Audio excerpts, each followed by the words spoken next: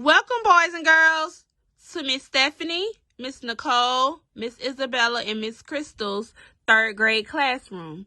So today, we're going to first focus on science. And what we're focusing on, we're going to look over vertebrae and invertebrates. Do anyone know what a vertebrae and an invertebrate may be? Remember to raise quiet hands. Okay, let's find out since no one knows.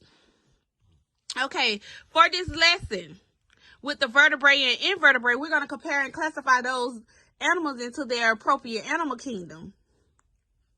And what I mean about comparing and classifying, comparing is when we find out what animal has what different from the other one. So we're going to compare that. Classifying, we're going to put them in a, group them together. This animal belongs here, this animal belongs there, and mainly the animals going to belong in a different group because they're going to be different. They're going to all have, you're going to have a couple of animals, they're going to have something in common, then another group that's going to have something in common. So that's how we're going to classify and compare those animals. So once we review this information and we go over all the text and stuff and any questions you may have, we're going to use that to write an expository paper with 3 supporting statements. So we're going to find out the difference between a vertebrate and an invertebrate, and also classifying those animals into their groups. Let's move forward. Standards.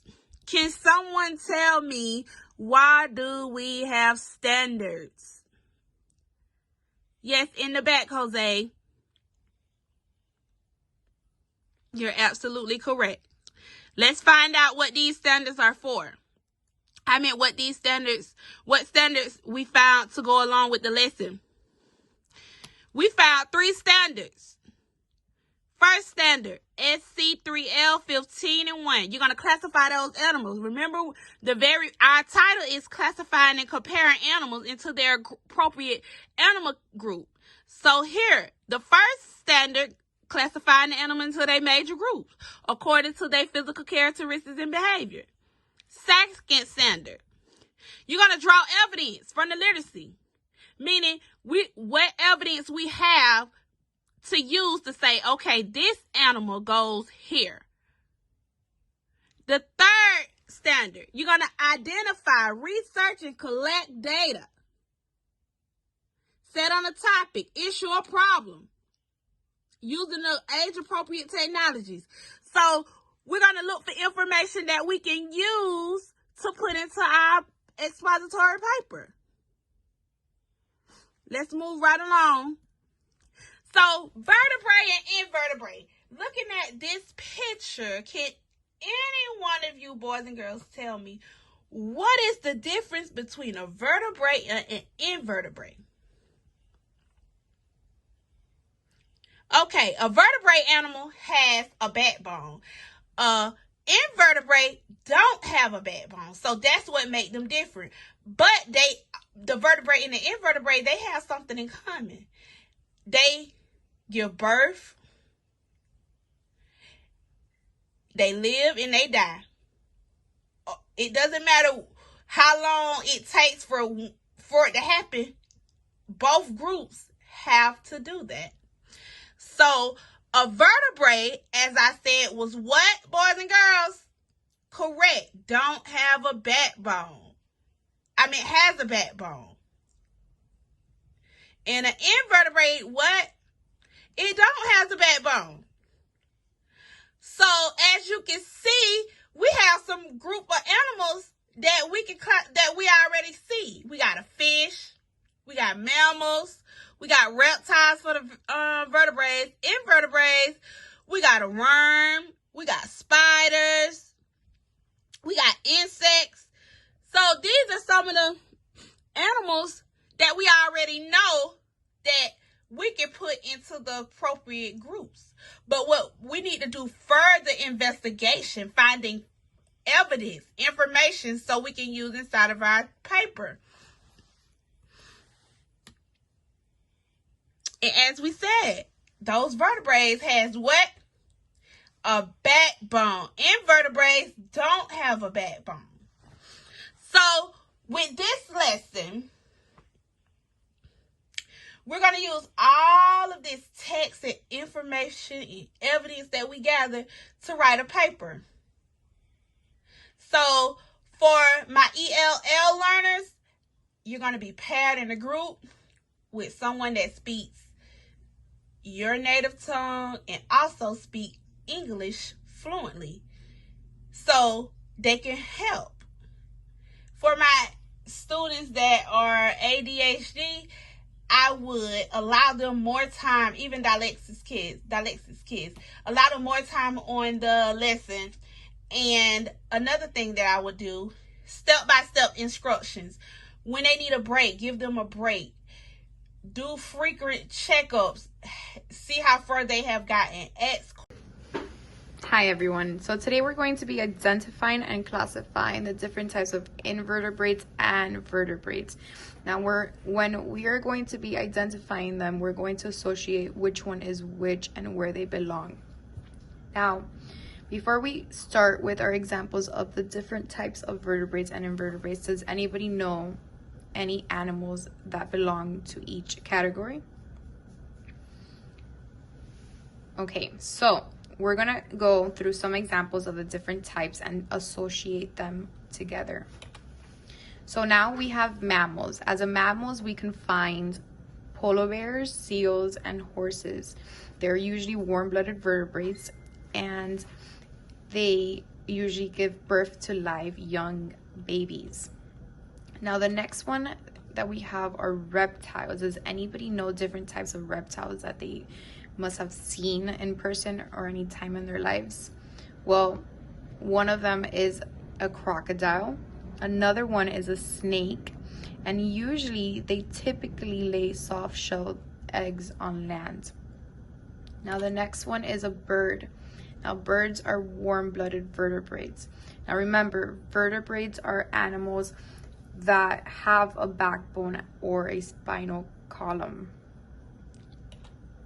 Now we have amphibians. Amphibians are cold-blooded. They're usually always in the water, and you can find them as like frogs and salamanders or toads. The next one is a fish. Now these have gills, which means that they can breathe underwater. The next one that we have are arthropods. Now this is an example of an introvert, which means that they don't have a backbone. And you can find them as a lobster or a scorpion or different types. Now, when we get into groups, you're going to be sitting with someone that you will be sharing the same language and also the same cultures, and they will be mostly placed in the front of the class so we can have a one-on-one connection with the student and help them more if they have any other questions. Also, does anybody have any questions regarding how we're going to associate or classify each vertebrate or invertebrate?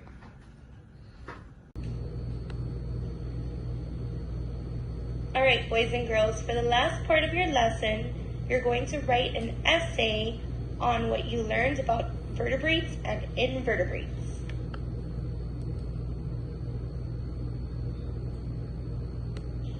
So for the last assignment you have about vertebrates and invertebrates, you're going to write a paper about what you learned in the lesson about vertebrates and invertebrates.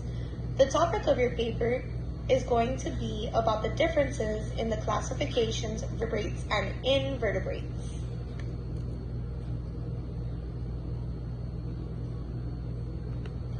Before you start your paper, you should brainstorm. I've added a couple questions so that you can think about them and try to answer them in your writing. In your writing, you're going to try to answer as many of these questions as possible. What is a vertebrate? Define it. What is an invertebrate? Define it. What kinds of animals are vertebrates? Why are they vertebrates? What makes them a vertebrate? What kinds of animals are invertebrates? Why are they invertebrates? What makes them an invertebrate? Think about mammals, reptiles, birds, amphibians, fish, and arthropods, all that we learned in our lesson. Are these animals vertebrates or invertebrates? How are they alike and how are they different?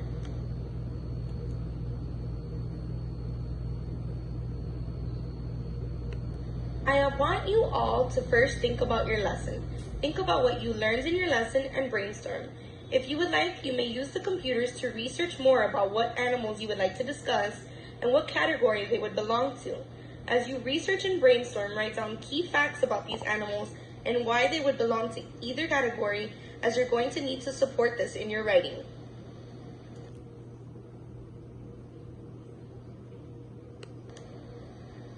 I'm going to go over the structure of your paper. Like any good 5-paragraph paper, you should start your essay with an introductory paragraph. This paragraph will state the main ideas you are speaking about in your report. This paragraph should be 3 to 5 sentences on key topics in your writing.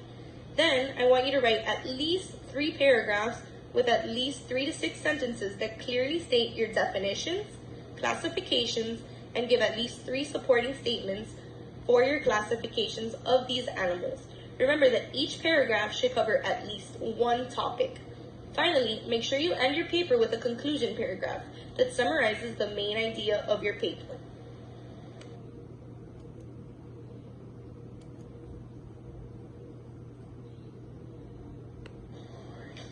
I've included a paper outline.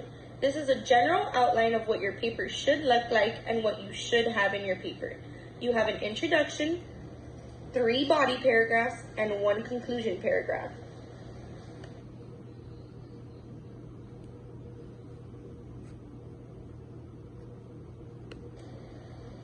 Let's get started. Are you ready to begin? Do you have any more questions? Okay, everybody, so as you see, we have 2 different columns, vertebrates and invertebrates. We also have our animal classification groups, okay? And then we also have the words written on the board, just in case you guys had a few questions about what it means to classify and identify these groups of animals. Emma, can you read the first word for me and the definition? Classify, to group or order by classes. Perfect. Lorenzo, can you read the second word for me, please? Identify, to figure out or show what something is. Perfect. So how else can we classify things? Can we classify them in groups like, what other things can we classify? What can we group? Color. Colors, very good. And what Shapes. else? Shapes, very good. Size. Size, excellent. So we already know how to classify things. And if I say to identify, if I wanted you to identify shapes, what am I asking you to do? What something is? Right, but if I say to identify all the triangles in the classroom, what would you look for? Triangle. All the triangles in the classroom. The same thing goes for Or like animal circle? classifications. Exactly, find all the circles in the classroom. Exactly. But now for this lesson, we're going to classify and identify the different vertebrates and invertebrates. Who can read the first word for me? Anna. Vertebrate. And what is a vertebrate? Animals with backbones or spinal column. Very good. So can you put this card under the vertebrate section? There you go. Just kind of switch it. No, like that. Oh. There you go. And Enrique, what's an invertebrate? It's an animal that does not have a backbone. Very good. So we put this card, Or an internal skeleton. right, or an internal skeleton. So who can tell me what a dog is? Victoria. Mammal? A vertebrate. A vertebrate. Very good, because it has a backbone. Oh. How about a frog? Oop. Chase. Amphibian. No, but we're doing vertebrates and invertebrates first. It's a vertebrate. Very good. Let's do a hard one. How about a butterfly? Invertebrate. Emma? Invertebrate. An invertebrate. Very good. Okay, and how about a bee? What would a bee be considered? Yes. An invertebrate. An invertebrate. Very Are good. all like insects? All insects, exactly. insects, and most underwater creatures, unless they are What's a clam? fish. Very good. Okay, so now we're going to move on to our next section, which is classifying all of the different animals Catfish? into into all of their different sections. Okay, so what is a catfish? What is this considered? Fish. Fish. It is kind of tricky though because it's got the word cat, so it could be a mammal too. Get it? No? Bad joke? Okay. How about a sea turtle? Mammal? Let's try again. Reptile? Yes, a reptile. Very good. How about a flamingo? Bird. A bird. A bird. Very good. It has feathers. Yes, it's got feathers. Very good. A mouse, Lorenzo? A mammal. Mammal. A mammal. How about, let's do something a little harder here. How about a salamander? Enrique? Amphibian. An amphibian. Do we see a pattern that's happening? Yeah. Yeah, they're color-coded. They're color-coded. Very good. What makes a bird a bird? Feathers. Feathers. They have feathers, wings, and they can fly. How about a mammal? Us. Us. We are mammals. We are mammals. What does that mean? We are covered in fur, hair. Very good. And we give live birth. Very good. You guys were listening. How about fish? What do fish use? Like a slimy skin. Slimy skin. They have scales and fins. They breathe where? Through the gills. Through gills underwater. Right? How about an amphibian? What is the difference in an amphibian? They live in land. And they live on land. They live in land and water. Very good, guys. And how about reptiles? They have scales. They have scaly skin, right? And do they live on the land or the water? Water. Land. Very good. Okay. Turtle. Right, like the sea turtle. Exactly. So who can identify the dove? Wait, but why is that one in the sea? It breathes. That's a really good question. That one breathes through their lungs. It's like a whale. My not favorite animal. That one breathes through lungs, and yes, it does swim underwater, but it does not live underwater. It is not considered a fish. It's a reptile because of the hard shell. How about this one? Fish. It's a fish. Very good. How about, let's do a few more examples. How about a moose? A mammal. A mammal. Very good. And how about a toad? Oh, there's one. An amphibian. And let's do one more. How about that one? Reptile. A reptile. Very good. So now they're all different colors. They're all color coded. So we know that the birds are in yellow, the mammals are in red. So if you are getting a little confused, you can always refer back to the colors and see. And look, aren't the colors classified too? They're in different classifications. Each color represents a different animal kingdom. Good job. So now we're going to go over how to properly, or we're going to review, because you guys know how to write our sentences so that we can write our expository writings. Good job, guys. I'm going to let you continue this. Hello, everyone. My name is Crystal Johnson, and I'm a part of Group 4. And I'll be covering the testing, the standardized testing area, being that we didn't speak about that in our previous lesson plans. So to begin with, we know that standardized testing is a test that all the kids will get. It will have the same question, and they'll be scored accordingly. It'll be a consistency in the test. So therefore, when it comes down to results and everything, we have validity and reliability. We know that the results or the finding from the test is accurate versus not saying that when a teacher comes up with their own quiz that it's measurable to all kids and it's accurate from the results. So using standardized testing, it allows schools to compare to other schools the achievement of the students. It also gives the teachers the accountability, and it helps with the teachers to come up with information to see whether or not, hey, if my kids didn't do so well on this test, maybe I need to change my teaching method. Maybe I need to change what I'm teaching, in other words, and how I'm teaching it to see a better progress the next time. And it also shows results to it the parents and the students can see the results and see the weaknesses and the strengths, how they performed on the test. So for my group, we talked about the expository writing, and we know that in elementary they have a writers, the FSA writes, which is, I believe, like the 4th grade. So having them practice and prepare in the 3rd grade, which is the grade that we're covering, it will help them to get better.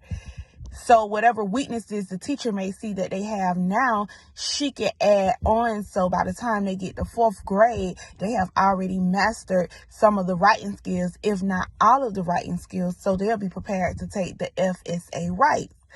And further on in school, we have the SAT, which is optional to do the writing.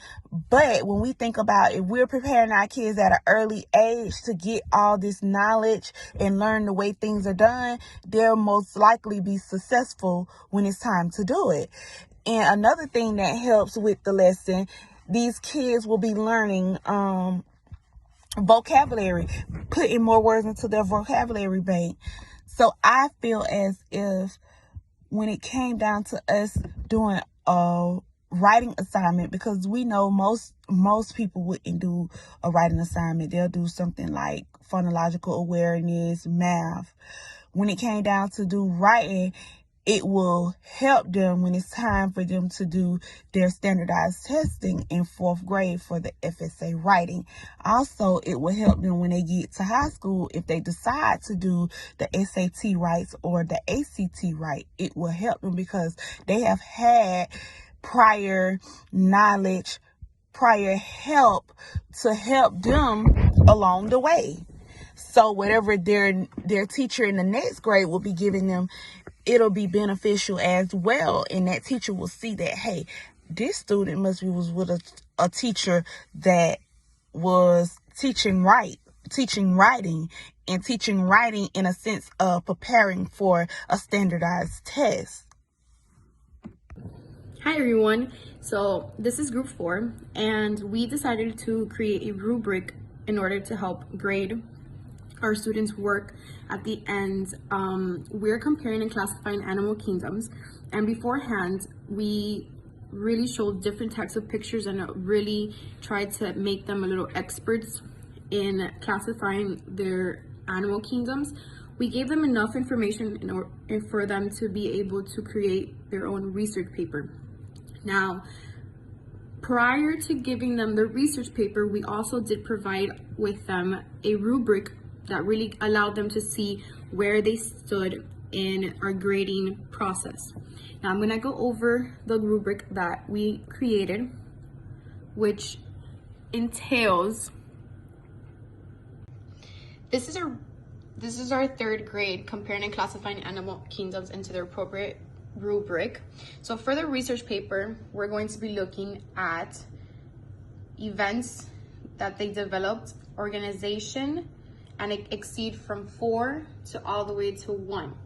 Now we also will have them present their work in front of their class. So that's when this rubric will help us really see if their voice showed a deep interest in the subject, either showed interest in subjects and speak, and will really evaluate them with this rubric. We also touch into word choices. So in their research paper, do they experience the choice words that really help them create their essay? Now we are also going to be looking into grammar, punctuation, sentence fluency. We really promote for them to be able to reread everything that they're doing and make sure that by the time they present to us, everything would be there. Now, we also have a rubric for presentation wise. Now, all of this will be given to them prior to their presentations in order for them to evaluate themselves and try to see if they can create and understand what grade they'll be having at the end of their research paper. Good afternoon, I'm Stephanie Romero Mendoza from Group 4. And in regards to our lesson plan, our modified lesson plan, we just wanted to reflect on a few other topics that we, I guess, had failed to speak about in the past. So just quickly to go over, the assessment strategies for diverse learners, they include a demonstration of high expectations. So with that being said, all of our students are required to have some faith in themselves and a lot of positive reinforcement and feedback from the teacher, especially with a lesson like this, where they will be asked to classify each animal into their respective animal kingdom, and how to just go about making sure that they know the identities and the classifications of each. So in order to teach various learners and the diversity of students in their learning, we have realized that not only do they need high expectations or a demonstration of high expectations, the children establish caring relationships with the teacher and with each other. This means, as you had seen in our previous videos, this means that the children work collaboratively together. They help each other. If they don't know what a certain animal is, they can lean on each other for guidance, and they just work together better in a group. For our auditory learners, listening and having conversations really does help them. Not every child is an auditory learner, and we understand that, but it's a lot of repetition. We had written previously the words such as classify and identify on the board.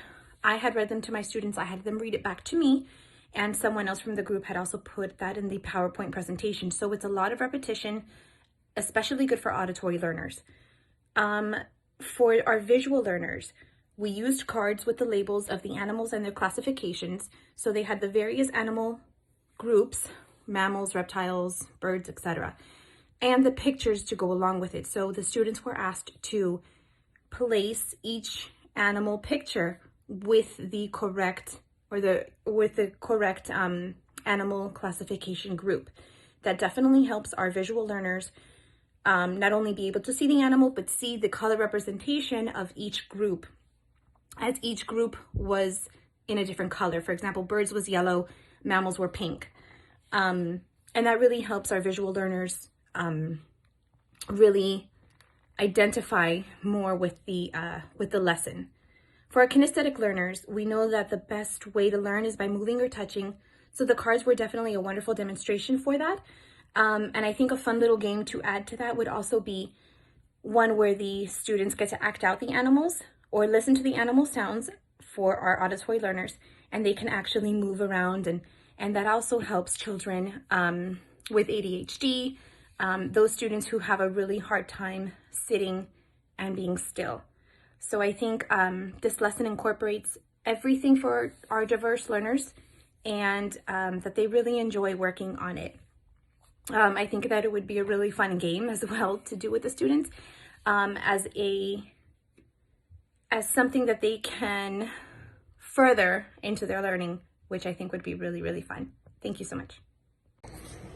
Hi everyone, it's Nicole Toledo from Group 4. I'm here to explain to you the technology and parent access aspect of our lesson plan. As far as technology, we use technology through various times throughout our lesson plan, both during our lesson to explain our final assessment and during research throughout the lesson. During our lesson, we used PowerPoints throughout, and we used the PowerPoint at the end to explain the final research project. We used it to give an example of the research project. We used it to further explain the research project. We also used it as a visual for our students to better understand what we are asking of them. Throughout the lesson, we used PowerPoints as well, and for our students to conduct research towards their final lesson plan, they were also allowed access to iPads, computers, ways to access the internet in order for them to conduct the research for their last research paper project. As far as parent access, for parent access, our parents were informed of that week's lesson through a weekly newsletter. Our weekly newsletter consists of letting them know their lesson plans, letting them know what's going to happen this week, what they're going to be learning about. That way our parents are kept up to date with what their child is learning. As far as grade access, through the student portal, parents can access their grades and see how their students doing. Thank you for your time.